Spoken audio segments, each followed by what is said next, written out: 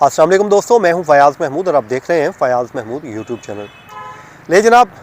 500,000 migrants की शामत आ चुकी है और जिनको अब अमेरिका से जो है वो कहते हैं कि देश निकाला देने की तैयारियां कर ली गई हैं।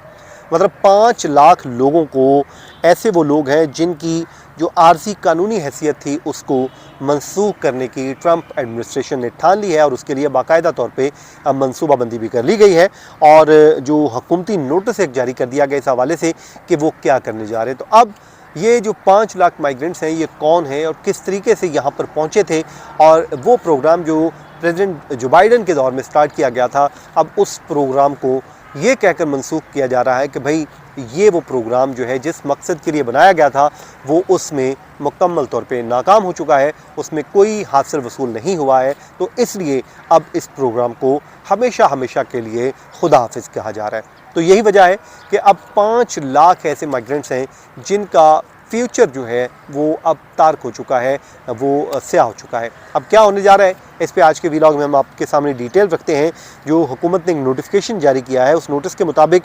इन तमाम जो इमिग्रेंट्स को, जो माइग्रेंट्स को जो है वार्न कर दिया गया है कि वो 24 अप्रैल से पहले पहले मुल्क छोड़ दें।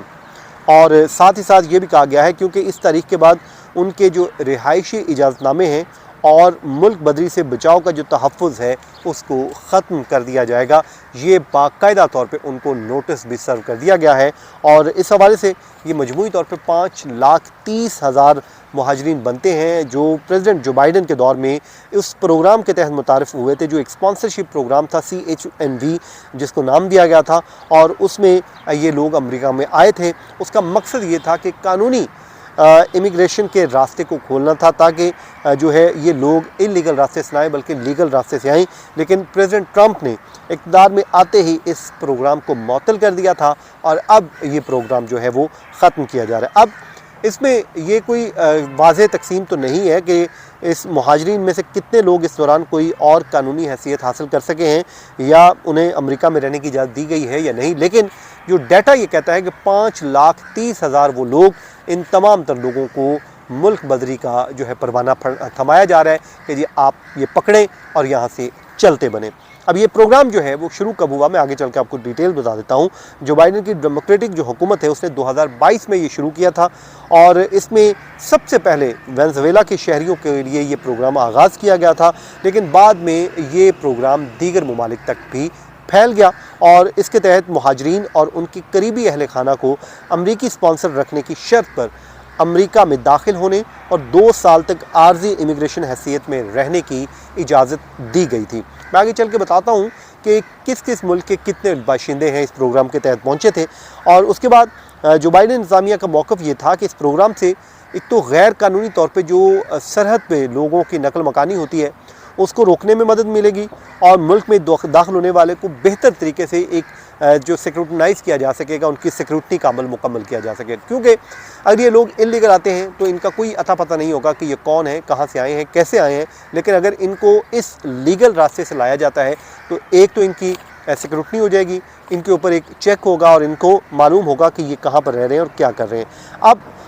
अमरीकी महकमा बराए दाखिला जो सलामती वो कहती है कि ये प्रोग्राम अपने मकासद में मुकम्मल तौर पे नाकाम रहा है, इसलिए अब इस प्रोग्राम को बंद किया जा रहा है। बयान में ये भी कहा गया है कि इन इमिग्रेंट्स को अमरीकी जॉब्स के लिए मुसाबकत के मौके दिए जिससे अमरीकी लेबर्स को नुकसान पहुंचा और सरकारी मुलाजमीन को इस प्रोग्राम की तरवीज पर मजबूर किया, चाहे इसमें धोखाधड़ी सामने आई हो, फिर उसके नतीजे में पैदा होने वाला इंतशार और जराइम का इल्ज़ाम वो जो है अब उन पर डाल रहे हैं। वो कहते हैं कि हर हवाले से ये काम जो है वो ठीक नहीं हुआ था, नतीजा जो है वो गलत ही निकला था। ये प्रोग्राम जो है मुकम्मल तौर पे नाकाम हो चुका है, ये वो महकमा इंसाफ कहता है,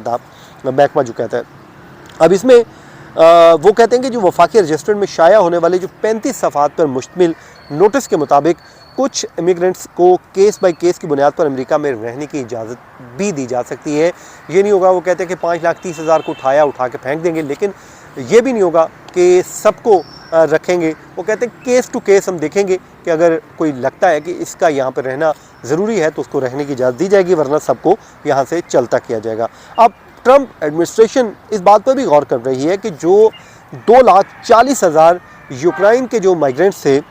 उनकी आर्जी कानूनी हैसियत भी ख़त्म की जाए, क्योंकि ये वो लोग हैं जो रशिया के साथ कॉन्फ्लिक्ट के दौरान अमेरिका पहुंचने में कामयाब हुए थे, लेकिन अब इनको भी अमेरिका बदर करने की जो है गौर व खौज किया जा रहा है कि इनको भी यहाँ से निकाल दिया जाएगा। अब इस प्रोग्राम के ज़रिए जो चीज़ सामने आई है उसमें 2,13,000 हैती के शहरी हैं,